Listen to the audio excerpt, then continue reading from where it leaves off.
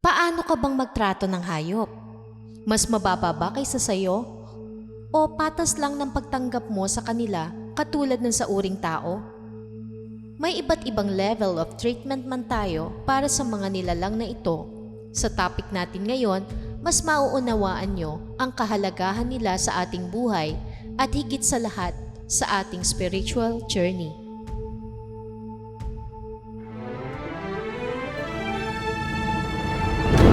Sa ating mundo, ang lahat ng buhay ay patuloy lang sa paglalakbay. Iba't ibang karanasan man ang ating tinatahak, may hatid na aral sa ating tumatatak. Nagpapalago at nagpapaunlad ng ating spiritualidad. Tayo na't gumising sa kawalan. Tuklasin ang mahiwagang buwan.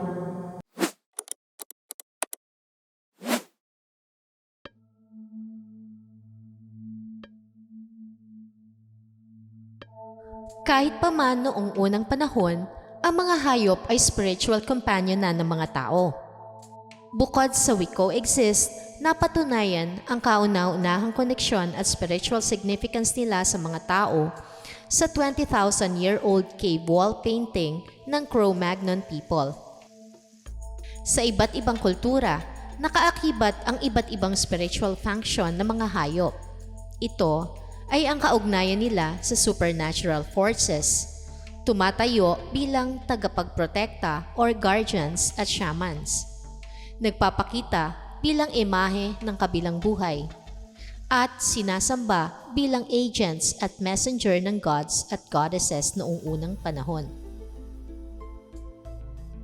Marami sa mga nalikhang mitolohiya, example, na pinapakita ang isang god na may kasamang aso. Hindi maipaliwanag sa kwento kung bakit may aso, ngunit tulad ng Diyos na ito, ang aso din ay nag-exist mula pa noong una na kasama niya. Dahil dito, ang mga unang tao ay nagpapakita ng masidhing koneksyon sa kanilang animal companion. Ano ang spiritual na benepisyo ng ating pakikipagrelasyon sa mga hayop? Ang animals can touch us deeply, mula pa noong hanggang ngayon. Malaki ang significance at impact nila sa atin, whether mga furry, feathered, o scale bodies. Nagbibigay ang kanilang presensya ng rektang tuwa at saya sa ating buhay. Dahil sila ay mas pure, na makikita mo ang kanilang authenticity sa kanilang buhay at pakikipag-ugnayan sa atin.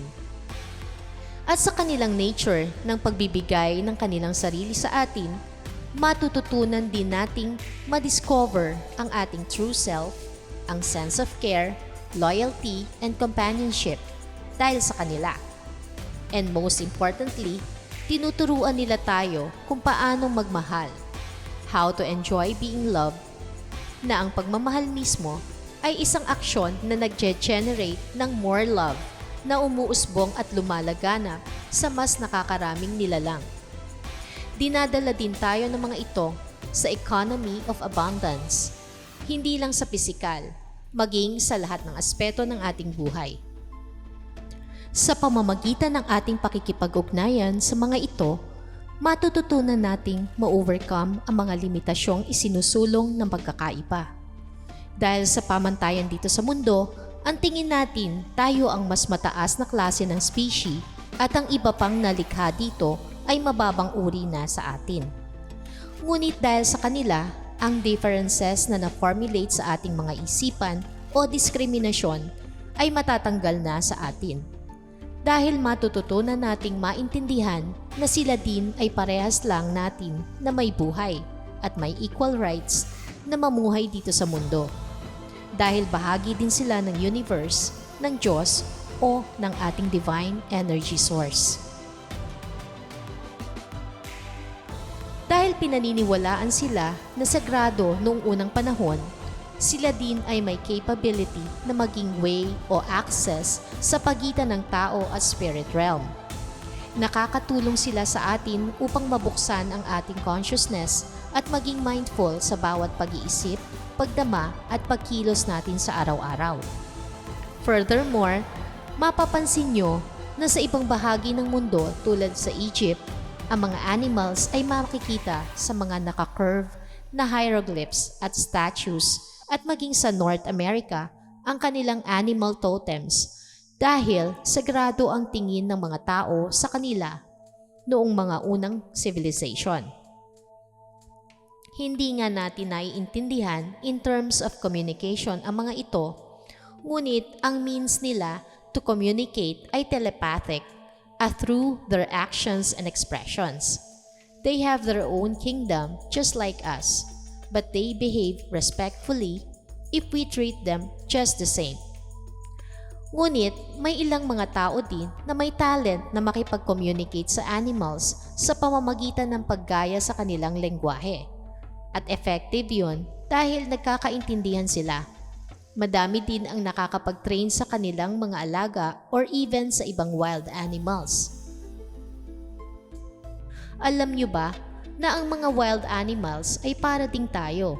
Naiisip natin na may tendency silang makasakit sa atin or even makapatay sa tao tulad ng lion, tiger, snake, bear, shark at iba pang kinatatakutang animals. Totoo naman na pwede tayong masaktan ng mga ito. You know why? Let's go deeper and put ourselves in their shoe. Tayo ay may mundo o mankind at sila ay meron din na tinatawag na animal kingdom. Iba't ibang klase ng hugis, forma, habitat at lahat ng pagkakaiba-iba ng kanilang forma ay may subculture at kingdom din. Tulad na lang ng feline kingdom, kasama sa mga uri nito ang lion, tiger, musang, cats at ang iba't iba pang animal kind. May kanya-kanya silang nature, habitat o way of life, language, qualities at iba pa. Ang hindi kabilang sa kanilang uri ay bahagi naman ng ibang animal kingdom. So, lahat ng mga ito ay may nature na protektahan ang kani-kanilang lahi, ang kanilang kingdom kumbaga. Wala silang moral code katulad ng tao, pero meron sila within their kind na hindi natin alam. Mayroon ang animals at maging tayo na means of survival. Kaya kung may strange force na papasok sa kanilang teritoryo, pwede silang umatake to protect themselves and their clan dahil yun ang nature nila. Just like us, umaatake tayo kung may aatake sa atin. Kaya gumagawa tayo ng iba't ibang paraan para sa ating security tulad din nila. For example, kung tayo ay nakagat o nasaktan ng animals, akala natin nananakit talaga ang mga ito. Pero pwede kasing base sa kanilang instinct, out of fear, out of protecting themselves, out of their habitat, or out of their own moral code. What we can give them is respect, protection of their kind, especially ang mga endangered species. Tayo kasi mahilig pagkatuwaan, pagkakitaan, o di kaya manakit din sa kanila dahil ang iniisip natin palagi ay ang ating sariling kapakinabangan. Diba, marami sa atin kapag galit nasasabi ang hayop ka, baboy ka, astang hayop ka. Ito ang mga tipikal nating nasasabing madalas dahil mababang uri ng nilalang ang tingin natin sa kanila. Naiuugnay natin ang tao sa kanilang qualities na negatibo naman para sa atin.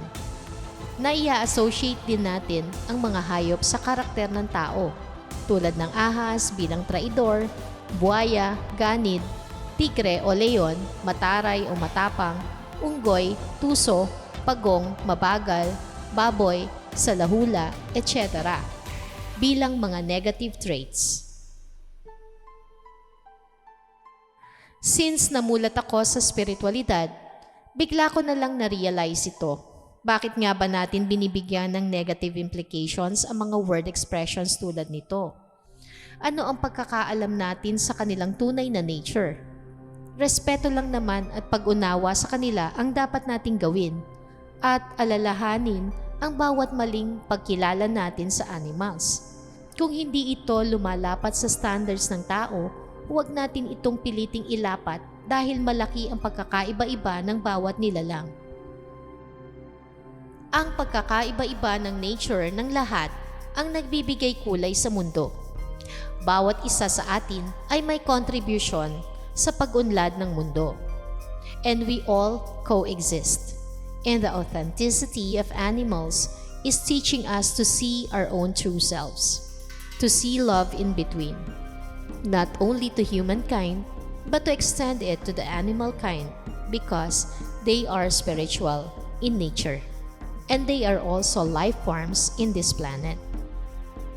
However, ang mga hayop ay nag-aalok sa atin ng isang natatanging pagkakataon upang lampasan ang mga hangganan ng ating perspectives.